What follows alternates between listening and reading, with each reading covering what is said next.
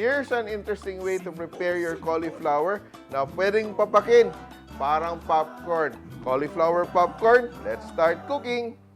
So ito, linilisan ko na yung aking cauliflower florets. And I have soaked it in water with baking soda. So it's very important that we allow our cauliflower mag-dry talaga siya, no? So I will just add a bit of vinegar to my milk. Yan. So that will curdle, no? Lalapot siya because magko-curdle yung aking milk ng konti. Yan, no? Let it sit. And to my flour mixture, harina, what I will do, I will season with salt and pepper. Yan, salt, pepper. So we have paprika, a little bit of cayenne pepper para may konting kick. Sarap nito. You have your thyme, oregano, or whatever you want. Garlic powder. Yan. And ito, I'm just adding a teaspoon of baking soda. Very important dito, gagawin natin is stir natin para ma-combine. Yan. I will also season my soured milk. And what I will do now is I will begin to double dip my cauliflower. Dredge our cauliflower. And now, let's begin to fry our cauliflower. So, double dip, diba? We dredged our cauliflower already in our flour and spice mixture. Yung gagawin natin. And it's going to look like popcorn. Toss in your milk. Yan. Very lightly. And dredge. No? And we begin to fry.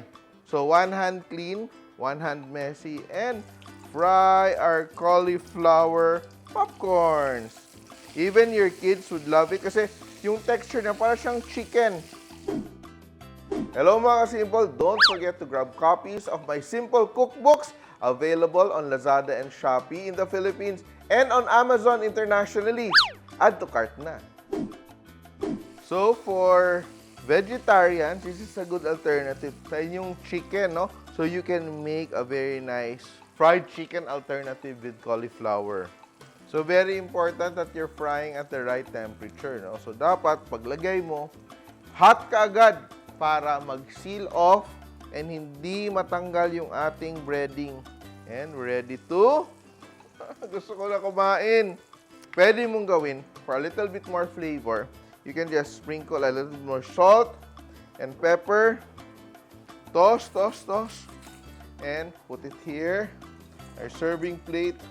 Oh my God, look at that, no? Di ba kayo natatakam dito? It looks so beautiful. And for my dip, masarap din to sa gravy, masarap to sa mayo. Where I'm using chili honey or spiced honey. Yan, no? And nainggit na sila, oh. This recipe is perfect for you. Ang sarap niya.